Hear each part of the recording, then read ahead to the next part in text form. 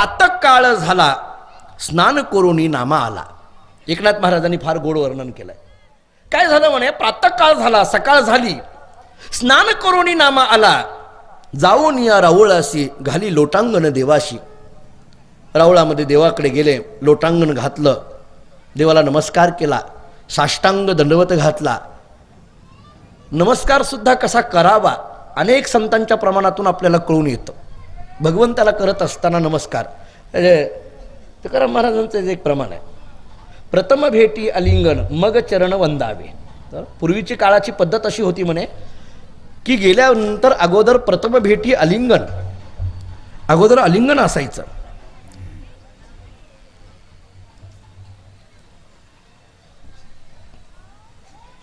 आता सांगायचं का नंतर सांगितलं. प्रथम भेटी अलिंगन मग चरण वंदावे. आल्या आल्या अगोदर पांडुरंगाला आलिंगन द्यावं आणि मग चरण वंदावे, मग त्याच्या चरणावर नमस्कार करावा. नमस्काराची पद्धत आहे का, पांडुरंगाच्या नमस्काराची पद्धत, गेल्यानंतर अगोदर देवाला आलिंगन द्यायचं आणि मग देवाच्या चरणावर नतमस्तक व्हायचं. खरं तर मला कधी कधी तात्विक दृष्टीने वाटतं की हे असं का असेल. मी उगी एक सहज त्याच्यातनं अर्थ काढलेला, चुकीचा असेल बरोबर असेल माहीत नाही, पण प्रथम भेटी आलिंगन, आलिंगन देणं म्हणजे अद्वैताची अवस्था आहे, आणि मग चरण वंदावे म्हणजे कल्पित द्वैताची अवस्था आहे. आपल्याकडे जे भक्तिशास्त्रामध्ये तत्वज्ञानामध्ये अद्वैतापेक्षा ही पुढं जर काय असेल तर ते कल्पित द्वैत म्हणून सांगितलं. भक्त्यर्थम कल्पित द्वैतम अद्वैतादपि सुंदरम. मला पुढं बोलायचं आहे नामदेव यांच्या संबंधाने, हे चिंतन पुढं बोलेल. गुरुकृपा झाल्यानंतर नामदेव यांचं भजन कसं सुरू झालं थोडा तात्विक भाग मांडता येईल आपल्याला. पण अगोदर भेटल्या अगोदर आलिंगन द्यावं आणि मग चरण वंदावे. पायाचा नमस्कार महत्वाचा मानला. आता लोक जी वारी करतात ना, ती वारी करण्याची पद्धत फार वेगळी आहे. पूर्वीची वारीची पद्धत मी ऐकली. ते आम्ही पंढरपुरामध्ये आपल्याकडे फड परंपरा असल्यामुळे माहीत आहे. दशमीचं स्नान महत्वाचं. ऐका, वारीमध्ये असे सांगितलं जातं की शुद्ध दशमीचं स्नान महत्वाचं, एकादशीचा जागर महत्वाचा आणि द्वादशीची क्षरापत महत्वाची. या 3 गोष्टी म्हणजे वारी परिपूर्ण झाली. त्यामुळे नवमीला संध्याकाळी किंवा दशमीला सकाळपर्यंत वारकरी पंढरपुरात हजर राहायचा, गेल्या गेल्या स्नान करायचं, दशमीचं पूर्ण दिवसभर तिथं राहायचं, एकादशीची दिंडी प्रदक्षिणा, रात्रीचा हरिजागर, द्वादशीची क्षरापत झाल्यानंतर मग गावाकडे यायचं. याला म्हणायचं वारी. आता लोक वारी कशी करतात न सांगितलेलं बरं. दुपारच्या फराळीला घरी असतात.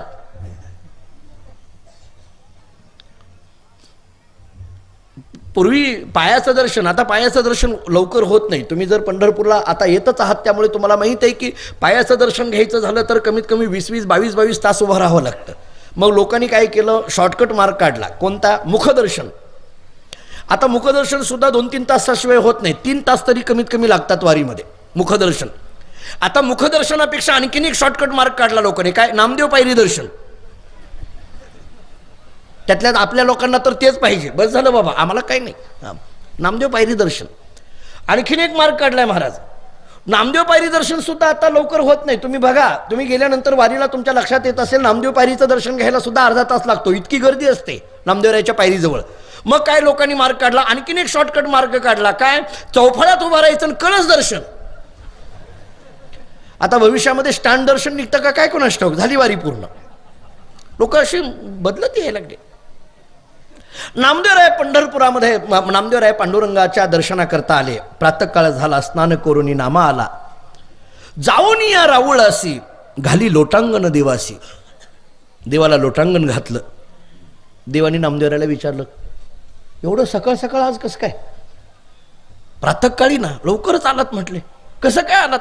आलो म्हटले देवा. बर, लोटांगण घातलं, सगळं झालं.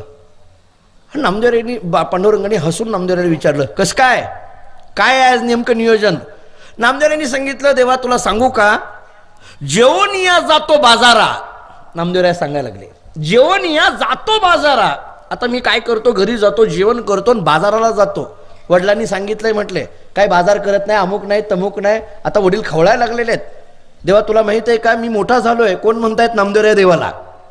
मी मोठा झालोय, आता लहान समजू नको मला, आता काही जबाबदारी पडली पाहिजे माझ्यावर, मी काही ना काहीतरी आता जबाबदारीची कामं घरातली केली पाहिजे. देवा काय तुला काय, काही नाही ना काही नाही, तुला मागं नाही पुढं नाही. बघा हे लढीवाळ बोलणं होतं. तुम्हाला सांगू का, नामदेवराय इतकं लढीवाळ भक्त वारकरी संप्रदायात कोणता संत झाला नाही म्हटलं. नामदेवराय एवढा लढीवाळ भक्त. नामदेवराय म्हणजे लढीवाळ भक्त. काय नामदेवरायांचं चरित्र ऐकत असताना, वाचत असताना अंतःकरण भरून जातं, डोळ्यामध्ये अश्रू येतात, इतका लढीवाळपणा. नामदेवरायांनी देवाला सांगावं, देवा तुला काय, मागं नाही पुढं नाही, तुला कोण विचारणार नाही, तुला कोणी काम कर म्हणून सांगत नाही, तू काय बाबा निवांत आहे, तुझं काय, तुला कोण बोलणार नाही, आम्हाला आई वडील आहेत, तुला आई ना बाप. नामदेवराय म्हणतात देवाला, तुला आई नाही बापही नाही तुला, पण आम्हाला मात्र आई बाप आहेत, त्यांचा धाक आहे, कामं करावी लागतात घरातली. बर मग काय आता काय ठरवलंय काय, जेवण या जातो बाजारात, आता घरी जातो जेवण करतो आणि बाजाराला जातो. पांडुरंगाने विचारलं, नामदेवा खरं तर तू माझ्यापासून जाणं जरा मला हेच वाटतं, पण येणार कधी तू, जेवण या जातो बाजारा पण कधी येणार, त्वरित येईन माघारा, काळजी करू नको म्हटले. नामदेवांनी सांगितलं त्वरित, त्वरित या शब्दाचा अर्थ आहे ताबडतोब. मी जेवण या जातो बाजारा आणि त्वरित येतो माघारी. त्वरित येतो माघारी म्हटले, येईल माघारी, त्वरित येतो, लवकर येतो, काळजी करू नको देवा.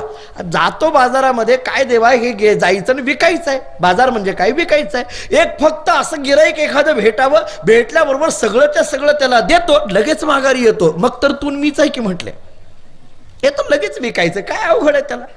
बरं ठीक आहे. घरी आले, जेवण केलं, कपड्याचं गठोडं डोक्यावर घेतलं, नामदेवराय बाजाराला गेले. बाजारात आले, कापडाचा धंदा सगळं ते मांडून ठेवलं, गिराईक यायला लागले एक एक एक एक एक एक घेण्याकरता. नामदेवरायाकडे ते गिराईक फार गमतीचे असतात. कापड दुकानात बघा तुम्ही, आपण कापड दुकानात जातात ना, ते गिराईक मी कधी कधी निरीक्षण करत असतो. त्या अलीकडे नवीन शब्द आलाय ते व्हरायटी, नाही का, व्हरायटी, काहीतरी नवीन दाखवा. बघा कापड दुकानात जातात पण ती गिराईक मोठ्याने म्हणतं नवीन दाखवा. तो दुकानदार 10 वर्षापूर्वीचं दाखवतो, त्यालाच म्हणायचं नवीन दाखवा. आपल्याला तर काय कळतं कापडातलं, पण आपल्याला वाटतं बघा असं म्हणावं लागतं बरं का, असं म्हटल्यामुळे नवीन दाखवलं. नवीन दाखवलं नाही, 10 वर्षापूर्वीचं खपवलं. नवीन कुठलं दाखवलं, त्याचं जे राहिलं होतं 10 वर्षापूर्वी त्यानं ते खपवून टाकलं. लोक यायला लागले नामदेवरायाजवळ. गणोबा नावाचं एक गिराईक आलं, असं एकनाथ महाराजांनी वर्णन केलंय, नामदेवरायांनी स्वतःही वर्णन केलंय. गणोबा नावाचं एक आला म्हणे, व्यापारी आला, गिराईक आलं. दोन्ही तिन्ही पद्धतीने कथा आहे. काय आहे, एक आणखीन एक परवाही बोललो, नामदेवरायांचं चरित्र सांगताना एकनाथ महाराजांनी केलेले अभंग, नामदेवरायांनी स्वतः केलेले अभंग, जनाबाईंनी केलेले अभंग, गोंदा विठा या सगळ्यांनी केलेले अभंग, त्या सगळ्यांच्या अभंगामध्ये एकच चरित्राचा भाग पण काही वेळेस वेगवेगळ्या अंगाने मांडलेला आहे. त्यामुळे थोडा गोश्वाऱ्याने आपण ऐकावं. मला असं वाटतं की हे खरं का ते खरं म्हणण्यापेक्षा नामदेवरायांचं चरित्र भक्तिभावाने ऐकावं हे महत्त्वाचं. खरं खोटं करण्यामध्ये वेळ घालवही नाही. खरं खोटं करण्यामध्ये बुद्धीचा कस होतो आणि बुद्धी झिजत राहते, आणि मुख्य जी बुद्धीला भावनिकतेची जोड लागायची असते ती जोड बाजूलाच राहते, आणि मग बुद्धी खिस पाडण्याकडे जास्त जाते, पण परमतत्वाकडे प्रवेश करण्याकरता बुद्धी जात नाही मग लवकर. त्यामुळे कथा ही कथारूपानेच ऐकायची असते. आणि मला इथं कथा सांगितलेली असल्यामुळे इथं संशोधनाचा हे काही व्याख्यानाचा विषय नाही. संशोधनाचा विषय बोलायला लागल्यानंतर मग आपल्याला अनेक मतमतांतर मांडता येतील. कोणी काय मांडलं, कुणी काय मांडलं. नामदेवरायावर अभ्यास करणारा काही एकच वर्ग असत नाही. महाराष्ट्रामध्ये आणि महाराष्ट्राच्या बाहेर पंजाबपर्यंत नामदेवरायांचा प्रचार आणि प्रसार आहे. त्यामुळे भारत देशातले सगळेजण नामदेवरायांच्या चरित्राचा अभ्यास करतात, भारत देशातले अभ्यास करतात. तुम्हाला मी आणखीन एक घडलेली घटना सांगून पुढे जातो नामदेवरायांच्या चरित्राच्या संबंधाने. आपण तरी फार कमी अभ्यासू आहेत नामदेवरायांच्या चरित्राचे. योगायोगाने नामदेवरायांच्या कृपेने म्हणा किंवा तुमच्या सगळ्यांच्या आशीर्वादाने किंवा मी ज्या परंपरेत जन्माला आलो त्या माणकोजी महाराजांच्या आशीर्वादाने एक फार मोठा बहुमान वारकरी संप्रदायाच्या दृष्टीने माझ्या पदरामध्ये पडला. त्याचं कारण असं झालं, दुबईमध्ये एक आपलं जे महाराष्ट्र मंडळ आहे दुबई देशामध्ये, त्या महाराष्ट्र मंडळाने नामदेव महाराजांचा समाधी सोहळा करायचा ठरवला. गेल्या वर्षी नामदेव महाराजांचा समाधी सोहळा त्यांनी 1 वर्ष तुकाराम महाराजांचा केला होता, 1 वर्ष ज्ञानेश्वर महाराजांचा केला होता. गेल्या वर्षी त्यांना वाटायला लागले की नामदेव महाराजांचा समाधी सोहळा केला पाहिजे, आणि मग ते दुबईतले सगळेजण आपल्या महाराष्ट्रातली मंडळी एकत्रित झाले आणि नामदेवरायांचा समाधी सोहळा करायचा. तर मग नामदेवरायांचं सगळ्यात महत्त्वाचं जर तत्व काय असेल तर ते कीर्तन. नाचू कीर्तनाचे रंगी ज्ञानदीप लावू जगी. त्यामुळे वारकरी कीर्तन झालं पाहिजे. नारदीय कीर्तन वेगळं आणि वारकरी कीर्तन वेगळं. वारकरी कीर्तन झालं पाहिजे आणि मग वारकरी कीर्तन केलं पाहिजे. आणि म्हणून दुबईतल्या सगळ्या मंडळींनी नामदेव महाराजांच्या समाधी सोहळ्याला आपल्या देशाच्या बाहेर पहिलं वारकरी कीर्तन करण्याचा मान माझ्या पदरामध्ये पडला. तो नामदेवांच्याच कृपेने पडला होता, पहिलं वारकरी कीर्तन करण्याचा. माझ्याकडे त्याचे फोटो आहेत, ते मी तुम्हाला दाखवेल. नामदेवांच्या समाधी सोहळा फार मोठा त्यांनी साजरा केला. मला तिथं गेल्यानंतर आश्चर्य काय वाटलं सांगतो ऐका.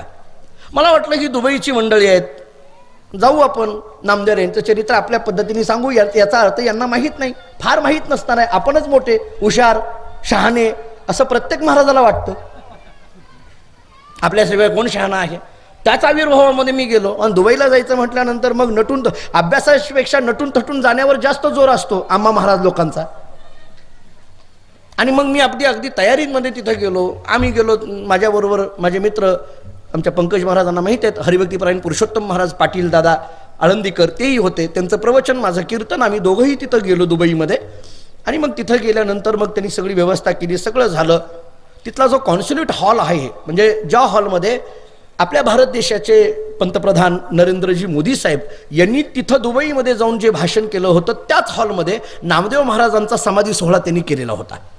आणि मग तिथं गेल्यानंतर नामदेव महाराजांच्या त्या समाधी सोहळ्याकरता गेल्यानंतर तिथं जे प्रास्ताविक तिथले आदरणीय गोखले सर म्हणून आहेत, त्यांनी जे प्रास्ताविक केलं, जवळजवळ 45 मिनिटाचं प्रास्ताविक केलं.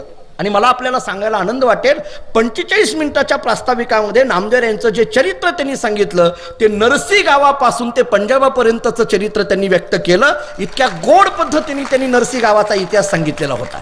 दुबईतला माणूस दुबईत बसून जर नरसी गावाचा अभ्यास करत असेल तर नामदेव यांचा व्यापकपणा किती आहे याचा विचार करा. दुबईतला माणूस, आणि मी त्याचा साक्षीदार आहे, मी ते ऐकलेलं आहे.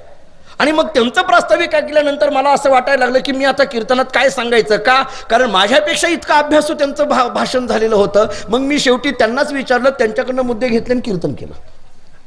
हे अशी गंमत आहे. आपण त्या मानाने अभ्यासाला फार कमी आहोत आपण. आणि मग मी त्या दिवशी ठरवलं की नामदेव यांच्या चरित्राचा अभ्यास करायला लागायचं. आणि मला वाटतं त्या दिवशी नामदेव यांच्या चरित्राच्या अभ्यासाला केलेली सुरुवात आज नरसीमध्ये परिपूर्ण होते आहे. हे त्याचं फल आहे असं म्हणायला हरकत नाही. म्हणजे याचा अर्थ मला सांगायचा आहे की आपण महाराष्ट्राच्या भूमीमध्ये राहत असून सुद्धा आपण त्या मानाने आणखीन वाङ्मयाकडे आणि चरित्राकडे कमी पाहतोय. पण परराज्यामध्ये परदेशामध्ये आज आपण पंजाबमधून इथं आपण बघतो गुरुद्वार इथं आहे, ती मंडळी किती नामदेव यांच्या सेवेमध्ये रत आहेत आपण पाहतो आहोत. नामदेव यांचं चरित्र, नामदेव यांच्या या कथेचा भाग अनेकांनी वेगवेगळ्या पद्धतीने सांगितला. मला असं वाटतं की त्या सगळ्यांमध्ये भांडणं करण्यापेक्षा समन्वय साधावा. ठीक आहे, एकनाथ महाराजांनी ही कथा सांगताना एक भाग वापरलाय. पांडुरंग नामदेवांनी स्वतः काही अभंग केलेले आहेत, जनाबाईंनी काही याच्यावर लिहिलेलं आहे. आपल्याकडे एक त्या विना गोसावींनी नामदेव यांचं चरित्र केलंय, छोटं पुस्तक आहे. त्याचबरोबर परमश्रद्धेय हरिभक्तीपरायण वैकुंठवासी प्रातस्मरणीय शंकर महाराज खंदारकरांनी अतिशय गोड लिखाण केलंय नामदेव यांच्या चरित्राचं. छोटंच पुस्तक आहे पण अतिशय गोड आहे. किंवा महाराष्ट्र सरकारने जी नामदेव यांची गाथा प्रकाशित केली त्याच्या प्रस्तावनेमध्ये सुद्धा नामदेव यांचं चरित्र अतिशय चांगल्या पद्धतीने संशोधनपूर्ण मांडलेलं आहे. नामदेव यांच्या चरित्रामध्ये मी थोडा एकनाथ महाराजांच्या एका अभंगाचा विचार करून नामदेव यांचा हा घटनाभाग सांगत पुढे जातो. नामदेवराय बाजारात गेले, ते कापडाचं गठोडं होतं ते घेऊन बसले. तो गणोबा नावाचा एक गिराईक त्यांच्या समोर आलं. त्यांनी ते सगळे कपडे वगैरे बघितले आणि त्यांनी सांगितले, हो मला हे पाहिजे बरं का, मी घेतो, मी गिराईक आहे. नामदेवरायला एवढा आनंद झाला कारण नामदेवराय बाजारात जाऊन बसल्याबरोबर तो गणोबा आला होता. म्हणजे बसल्या बसल्या नामदेवरायांना वाटायला लागलं की वडिलांनी तर सांगितलं दिवस दिवस बसावं लागतं, गिराईक येत नाही, मला तर लगेच आलं. वडील खोटे बोलतात का काय? नामदेव असते. बरं बसल्या बसल्या गिराईक आलं, ते गिराईक आलं ते आलं, असं गमतीचं गिराईक आलं. त्या गिराईकांनी सांगितलं, नामदेवरायांनी विचारलं तुम्हाला किती कपडे पाहिजे? ते म्हटले नाही नाही अख्खा मालच पाहिजे तुझा. नामदेवराला एवढं आश्चर्य वाटायला लागलं, मला वडिलांनी सांगितलं 10-10 दिवस कपडे घेऊन जातो तरी माल संपत नाही, माझा तर 10 मिनिटात माल संपला, अख्खाचा अख्खा माल. पण त्या गिराईकांनी सांगितलं, मग वडिलांनीही सांगितलं होतं उदारपादार थोडं फार करावं लागतं, नाही असं नाही, धंदा आहे हा, उदारपादार थोडं होत राहत म्हटले, परंतु माणसं बघून उधारी द्यायला लाग जरा, असं सांगितलेलं होतं. त्यांनी त्या गणोबांनी सांगितलं, मी तुमचा सगळा माल घेतो पण माझ्याकडे पैसे आत्ता नाहीत, मी तुम्हाला 8 दिवसांनी पैसे देईल. नामदेवांनी सांगितलं काही हरकत नाही, वडिलांनी सांगितलंय धंद्यामध्ये उधारी चालत असते म्हणले. उधारीचे धंदे वेगळे, बिगर उधारीचे धंदे वेगळे. माफी मागून बोलतो, कीर्तनकार का वाढले? जाऊ दे आता, नको जास्त त्याच्यावर बोलायला. उधारीचा धंदा चालतंय असं सांगितलं होतं वडिलांनी, घ्या म्हटले. पण वडिलांनी सांगितलं होतं काहीतरी घाणकट ठेवून घ्यायला पाहिजे. मग त्या गणोबाला विचारलं, अहो तुम्ही मला माझ्याकडे काय ठेवणार, त्या बदल्यात काय ठेवणार? हो आहे की म्हटले. काय? भला मोठाच्या मोठा धोंडा दिला त्याच्याजवळ, नामदेवरायाजवळ. म्हटले हे धोंडोबा तुमच्याजवळ घ्या, मी जोपर्यंत पैसे देत नाही हा धोंडा तुमच्याकडे राहील. नामदेवाला वाटलं ठीक आहे, काही हरकत नाही. तो धोंडा उचलला, डोक्यावर कपड्याचं गटुडं देऊन टाकलं, धोंडा डोक्यावर घेतला, निघाले. हे बघा बाजार करणारे कसले व्यापारी असतील नामदेवराय. भलं मोठं मोठं कपड्याचं ते मोठं गटोडं देऊन टाकलं आणि धोंडा डोक्यावर घेतला. नामदेवराय आनंदात घरी आले. घरी आल्याबरोबर तो धोंडा आतल्या ज्या घरामध्ये एक जीव होता, आता हे घाण ठेवलेलं कुठंतरी चांगल्या ठिकाणी ठेवलं पाहिजे ना, कुणी घेऊन जाऊ नये. आता धोंड्याला कोण घेऊन चाललंय? पण ते आतमध्ये ठेवलं पाहिजे म्हणून नामदेवरायांनी तो धोंडा आतमध्ये आतल्या खोलीमध्ये आणून ठेवला, बाहेरनं कुलूप लावलं आणि लगेच धावत धावत पांडुरंगाच्या मंदिरामध्ये गेले. लगेच पुन्हा चरणावर नतमस्तक. लगेच देवाने विचारलं कसं काय, लवकरच आला, काय सांगायचं देवा तुझी कृपा. गेल्या गेल्या गिराईक भेटलं, अख्ख्या मालाला गिराईक भेटलं. म्हटले असं सगळा माल सगळा झाला. आज म्हटले काय मी खुश आहे, वडिलांना बाबांना आमच्या एवढा आनंद होईल, असा पुत्र व्हावा. पुत्र व्हावा ऐसा गुंडा, नाही का, ज्याचा त्रिही लोकी झेंडा म्हणल्यासारखं असला पुत्र व्हावा असं वडिलांना वाटत असेल. म्हणले का गेल्या गेल्या गिराईक भेटलं, सगळा माल विकून आलो, 10-5 मिनिटामध्ये आलो, याचा अर्थ रोजच्या. आणि मग नामदेवराय म्हणायला लागले काय गंमत आहे, मला वाटायचं की व्यापार करणं फार कठीण असतं का, अमुक असतं का, किती सोपं आहे रे देवा. देवाने सांगितलं हो सोपंच आहे. म्हटले काही हरकत नाही. पुन्हा त्याचं भजन वगैरे सुरू झालं. सायंकाळ झालेली होती. माघारी घरी आले. घरी आल्यानंतर वडिलांनी विचारलं झालं का आज बाजार? हो झाला. माल काय राहिला, काय काय विकला? काय सगळा माल विकला. तामाशेटीला आश्चर्य वाटायला, सगळा माल विकला? हो. अरे असं कसं काय? म्हटले इतकं गिराईक होतं का आज, एवढं गिराईक तुझ्याकडे आलं? ते म्हटले एकच गिराईक आलं. एकच गिराईक आलं? हो. आणि एवढा माल घेतला? हो सगळाच्या सगळा माल घेतला. किती पैसे आले? नाही उधार दिलंय. बरं ठीक आहे. म्हटलं काय ठेवून घेतलं? हा फार महत्वाची वस्तू ठेवून घेतली. म्हटले कुठं आहे? आतल्या घरात ठेवलंय. मग तर वडिलांना आनंद झाला. का आतल्या घरात कुलूप लावून ठेवलंय म्हणजे नक्कीच काहीतरी मोठं दिलंय त्याने, घाणखत. वडिलांनी विचारलं उघड दरवाजा. दरवाजा उघडला आणि आतून तो धोंडा नामदेवरायांनी दाखवला. हे बघा हे घाण ठेवलंय. म्हटले वडिलांनी विचारलं काय आहे? म्हटले हे धोंडोबा. माल कुणाला दिला? गणोबा. गणोबाला दिलाय म्हटले. आणि त्यांनी हे दिलंय. दामाशेठीने डोक्याला हात लावला आणि ते म्हटले काय रे बाबा, म्हटले असा कुठं धंदा करत असतात का? धोंडा ठेवून सगळा माल कोणी देत असतं का? काय तुला अक्कल आहे का? अमुक आहे का तमुक आहे का? बोलायला सुरुवात केली. नामदेवरायांचा चेहरा असा पडलेला झाला. नामदेवरायांनी सांगितलं बाबा तुम्ही तर म्हटलं ना काहीतरी ठेवून घेऊन माल दिला तर चालतो. अरे काहीतरी ठेवून घेऊन म्हणून काय धोंडा ठेवून घेत असतात का? धोंड्याला काय किंमत आहे? आणि तो उद्या नाहीच आला तर त्याला काय घेणं देणं पडलं या धोंड्याचं? जा म्हटले त्याच्याकडे जाऊन मागून आण. नामदेवराय त्या गणोबाच्या घरी गेले. गणोबाला सांगितलं बाबा झालं ते माझ्याकडनं चुकून झालंय, तू काय असेल ते पैसे देईन, तुझा तो धोंडा घेऊन जा. ते गणोबाने सांगितलं माझ्याकडे पैसे नाही, तुला सांगितलं ना देतो, जा निघून. हाकलून लावलं. नामदेवरायाला वाईट वाटायला लागलं. काय करावं? नामदेवराय पुन्हा पांडुरंगाच्या देवळात गेले. पांडुरंगाच्या चरणावर नतमस्तक झाले. देवा असं झालं माझ्याकडून, काय करावं काही कळेना. भगवंतांनी सांगितलं काळजी करू नका. म्हटले काहीतरी होईल व्यवस्था. घरी गेले. घरी गेल्यानंतर सांगितलं होईल काहीतरी व्यवस्था. त्या वडिलांना राग आलेला होता. वडिलांनी तो धोंडा उचलला, घरातून उचलला आणि असा बाहेर फेकून दिला. काय करता या धोंड्याला? असं फेकून दिल्याबरोबर त्या धोंड्याकडे बघितलं तर त्या धोंड्याचं अख्खं सोनं झालेलं होतं. त्या धोंड्याचं सोनं झालेलं बघितल्याबरोबर मग गोनाईला आणि दामाशिटीला आनंद वाटला. अरे अरे अरे अरे ते सोनं आहे. म्हटले आणा आणा, कुणीतरी बघेल, लपून ठेवा लपून ठेवा असं म्हणायला लागले. नामदेवरायांनी सांगितलं नाही नाही बाबा, मी गणोबाला बोलून आणतो, त्याच त्याला देऊन टाकतो. मी गणोबाला बोलून आणतो म्हटले, त्याच त्याला देऊन टाकतो. दामाशेट्टींनी सांगितलं आता तरी अक्कल येऊ दे. म्हटले असं कुठं असतं का? म्हटले हे बरोबर आहे. म्हटले उगं सांगू नको कोणाला. आणि त्याच्या आनंदामध्ये दामाशेट्टी आणि गोनाई राहिले. एकनाथ महाराजांनी फार गोड वर्णन केलंय, ऐका. नाम्याच्या कारणे देवे नवल केले. नाम्याच्या कारणे देवे नवल केले, धोंडोबाचे झाले सुवर्ण ते. एकनाथ महाराज सांगतात देवानी हे नवल केलं. भगवंताच्या चरणावर नतमस्तक झाल्यामुळे देवानी हे नवल केलं. काय नवल केलं? धोंडोबाचे झाले सुवर्ण ते. धोंडा धोंडा राहिला नाही, धोंड्याचा सोनं झालं, सोन्याचा गोळा झाला तो. गोनाई दामा शेटी आनंद पै झाला, म्हणती भला भला नामा आमोचा. दोघा आई वडिलांना आनंद झाला. सोनं बघितल्यानंतर कोणाला दुःख होणार आहे महाराज? आनंद झाला. दगड बघितला की दुःख होतं, सोनं पाहिलं की